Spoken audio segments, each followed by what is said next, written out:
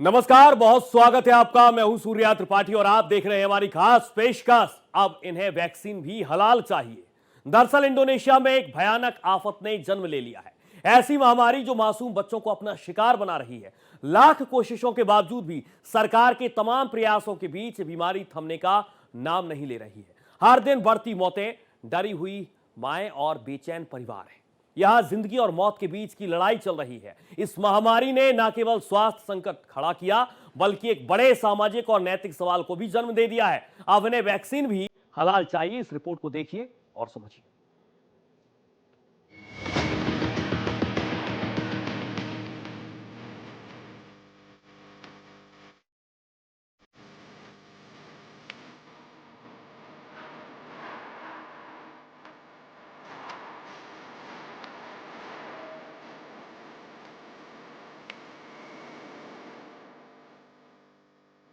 बच्चों पर आफत का साया।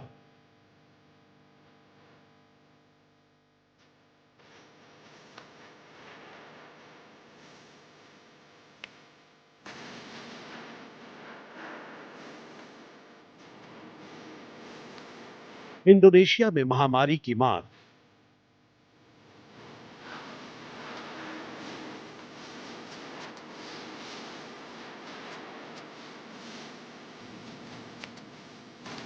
बीमारी ने किया विस्फोट।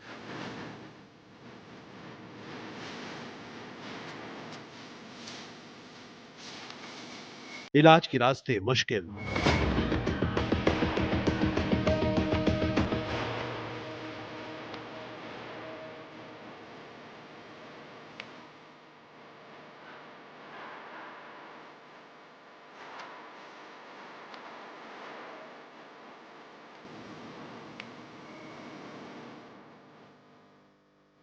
धर्म और स्वास्थ्य का टकराव।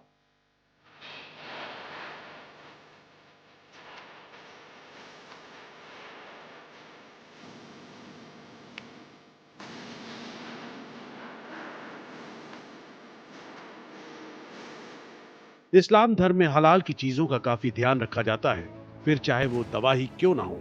जी हां, हम बात कर रहे हैं दुनिया के सबसे बड़े इस्लामिक देश इंडोनेशिया की, जहां के लोग इस वक्त खसरा महामारी से जूझ रहे हैं।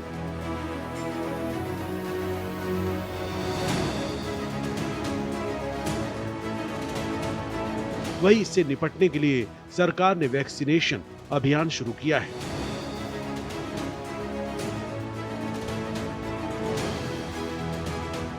स्वास्थ्य विभाग डोर टू डोर वैक्सीनेशन कर रहा है, लेकिन कुछ मुस्लिमों को इससे दिक्कत है। उनका मानना है कि इसमें सुअर से बनी जेलेटिन का इस्तेमाल किया गया है, जो कि इस्लाम में हराम है।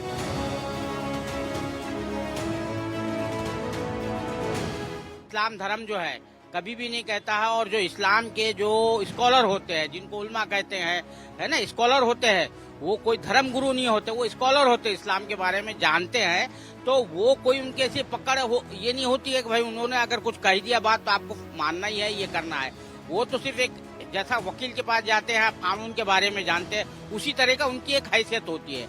और वहाँ से तो मुसलमानों की तरफ से तो कभी कोई इख्तिलाफ नहीं हुआ है, कोई कभी मुखालिफत नहीं हुई है।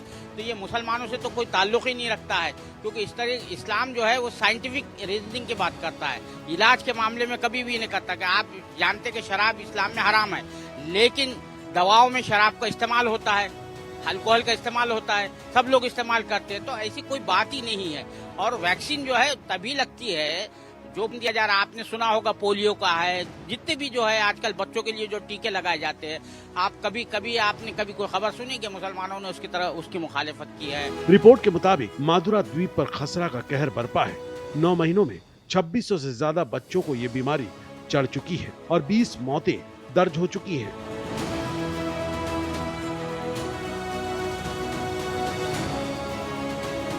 स्वास्थ्य कर्मी मोटरसाइकिल पर मेडिकल बॉक्स लादे गांव-गांव घूम रहे हैं, वैक्सीन लगाने की कोशिश कर रहे हैं, लेकिन सबसे बड़ी मुश्किल ये है कि मुस्लिम बहुल इलाके में लोग वैक्सीन को हराम मानकर मना कर रहे थे।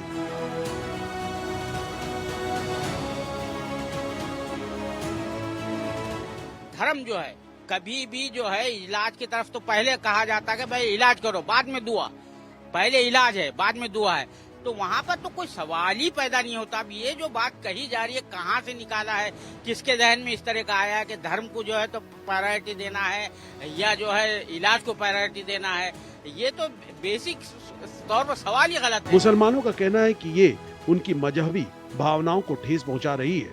बता दें, टीकों को सुरक्षित और लंबे समय तक असरदार बनाए रखने के लिए जेलाटिन का इस्तेमाल किया जाता है।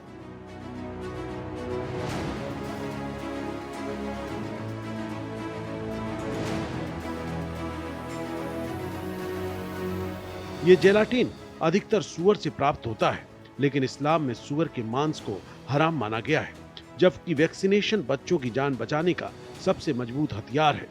डॉक्टर भी बार बार कह रहे हैं, बिना वैक्सीन के खसरा तेजी से फैलता है और बच्चों की मौतें बढ़ जाती हैं।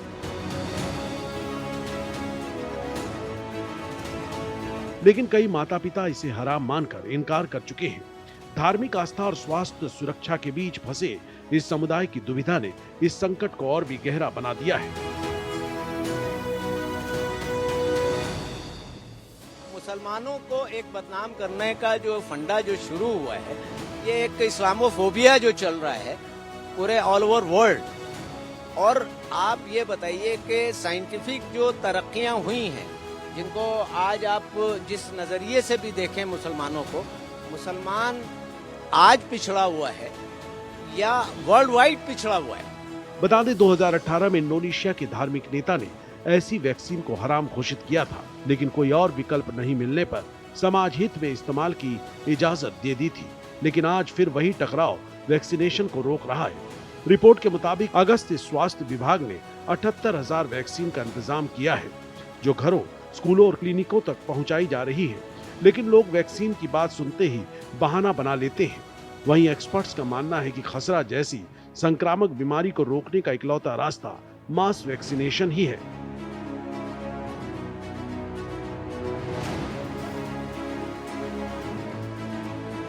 अगर ज्यादातर लोग वैक्सीन न ले तो संक्रमण और तेजी से फैलेगा। ये न सिर्फ बच्चों के लिए खतरा है, बल्कि पूरे समाज की सेहत पर असर डालेगा। बता दें, इंडोनेशिया में बच्चों की जिंदगी पर मंडराती ये आफत न सिर्फ एक स्वास्थ्य संकट है, बल्कि एक बड़ी चुनौती भी है, जहां उम्मीदों और संघर्षों के बीच जंग जारी है। सरकार की कोशिशें काबिले तारीफ हैं, लेकिन इस महामारी से पूरी तरह निपटना अभी भी दूर की कौड़ी है। Bureau report, Bharat express.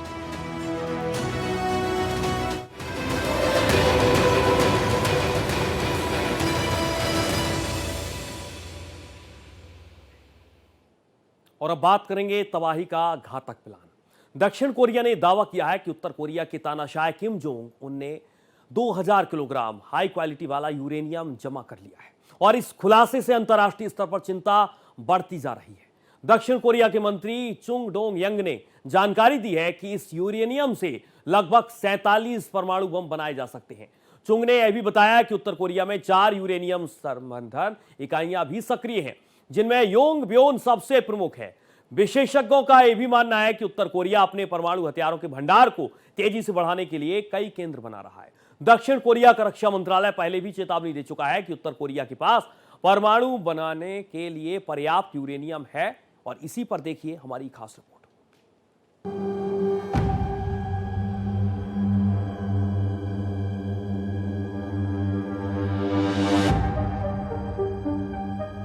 किम का पावर प्रिपरेशन।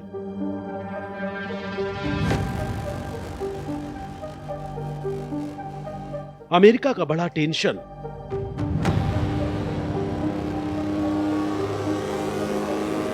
किम की परमाणु कसम। 2025 में फूटेगा एटम बम।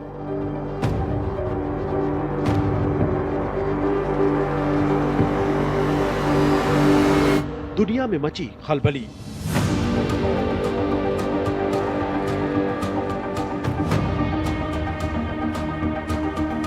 तानाशाह दिखाएगा कौन बली। उत्तर कोरिया के तानाशाह किम जोंग उन के पास 2000 किलोग्राम से ज्यादा मौत का सामान जमा है।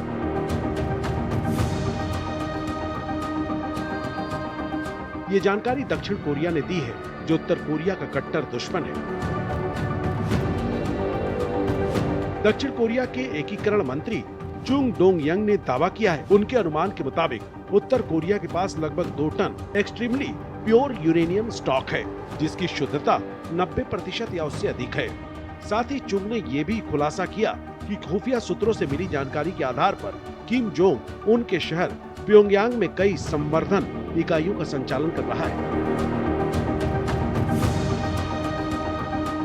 परमाणु जखीरे को तेजी से बढ़ा रहा।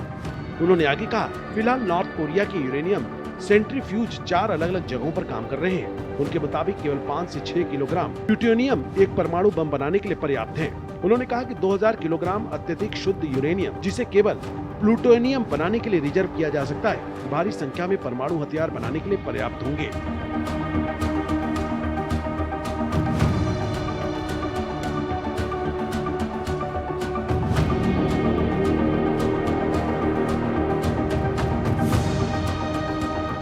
उन्होंने सिर्फ योंगबियोन नामक साइट का जिक्र किया, जो पहले समझौते के बाद बंद हुई थी, लेकिन 2021 में फिर से चालू हो गई। विशेषज्ञों का मानना है कि किम जोंग उन के नेतृत्व में परमाणु हथियारों का भंडार बढ़ाने की कोशिशों के कारण प्योंगयांग ने अतिरिक्त संवर्धन केंद्र बनाए हैं।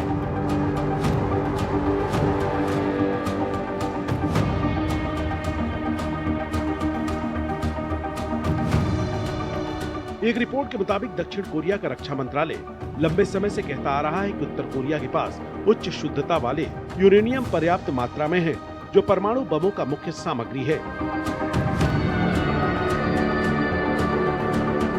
अंतर्राष्ट्रीय परमाणु ऊर्जा एजेंसी IAEA के मुताबिक एक परमाणु हथियार के लिए 42 किलोग्राम उच्च शुद्ध यूरेनियम चाहिए। इस हिसाब से 2000 किलोग्राम यूरेनियम से करीब 47 परमाणु बम बनाए जा सकते हैं।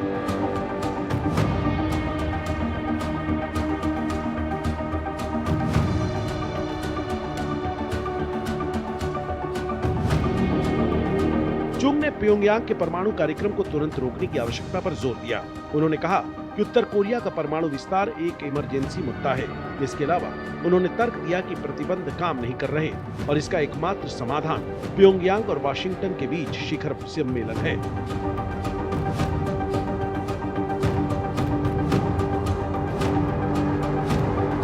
2019 से कूटनीतिक कोशिशें ठप हैं, जब किम और अमेरिकी राष्ट्रपति डोनाल्ड ट्रंप के बीच ऊंचे स्तर की बातचीत बिना किसी समझौते के खत्म हो गई थी। नॉर्थ कोरिया के तानाशाह नेता किम जोंग उन ने इस सप्ताह कहा था कि वो अमेरिका से बातचीत के लिए तैयार है, लेकिन शर्त यही है कि नॉर्थ कोरिया अपने परमाणु हथियारों को बरकरार रखेगा और अमेरिका नॉर्थ कोरिया पर लगे परमाणु हथियारों के बैन को हटा दे।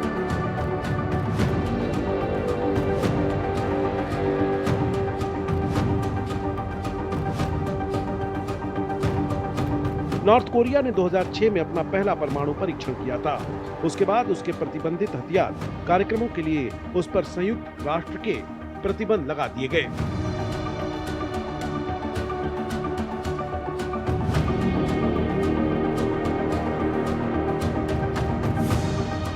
एक रिपोर्ट के मुताबिक नॉर्थ कोरिया ने अपना यूरेनियम शुद्ध करने वाले ठिकाने यूरेनियम एनरिचमेंट फैसिलिटी की जानकारी का सार्वजनिक रूप से खुलासा नहीं किया।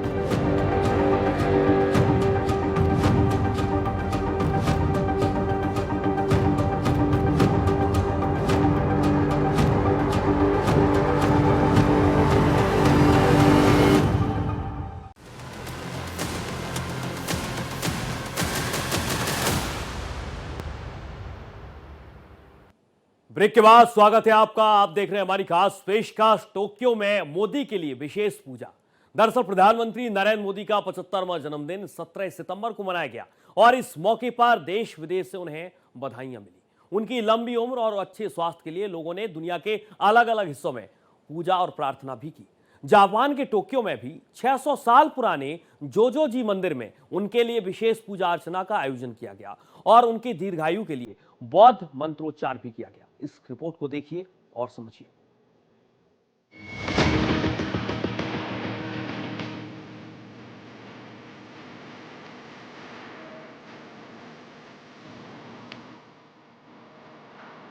जापान में नमो नमो।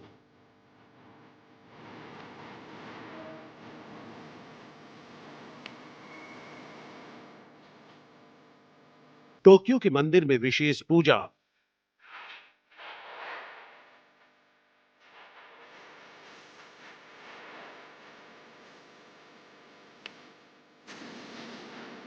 लंबी आयु के लिए कामना।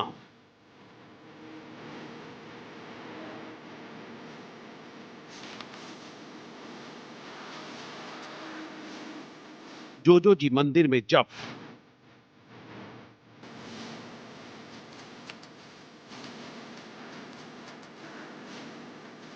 नमो अमितु ओफो का मंत्रोच्चार।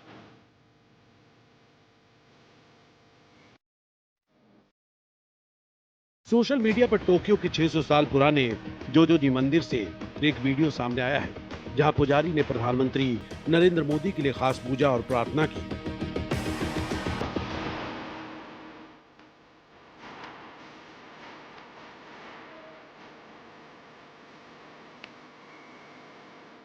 टोक्यो स्थित जोजो जी मंदिर के मुख्य पुजारी ताकेची कोइसान ने पीएम मोदी के स्वास्थ्य और दीर्घायु जीवन के लिए आशीर्वाद देने के लिए नमो अमितु ओफो का जाप किया।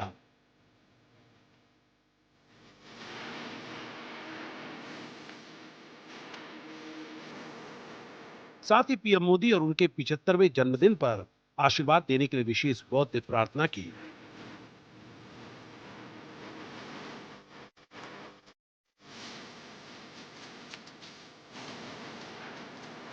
भारतीय अल्पसंख्यक महासंघ द्वारा आयोजित विश्व सेवा पखवाड़ा के तहत इस पूजा का आयोजन किया गया, जिसमें सभी धर्मों के प्रवासी भारतीय शामिल हुए।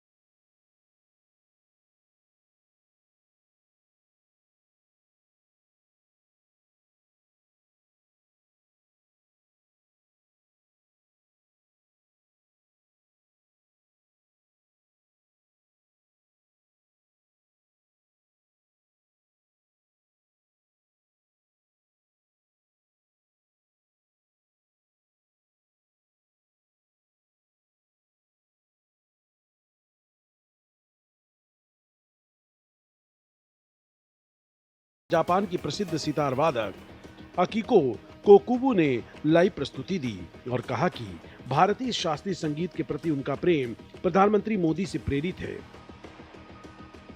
27 सितंबर को जापान के हिरोशिमा और नागासाकी पर हुए परमाणु धमाके की 80वीं वर्षगांठ पर मारे गए लोगों को श्रद्धांजलि देते हुए विश्व सेवा पखवाड़ा 2025 मनाया गया। सेवा पखवाड़ा का आयोजन पीएम मोदी के जन्मदिन 17 सितंबर से लेकर 2 अक्टूबर महात्मा गांधी और पूर्व पीएम लाल बहादुर शास्त्री की जयंती तक रहेगा। सेवा पखवाड़ा मनाने का उद्देश्य दुनिया भर में शांति और मानवता का संदेश फैलाना है। Bureau report, Bharat express.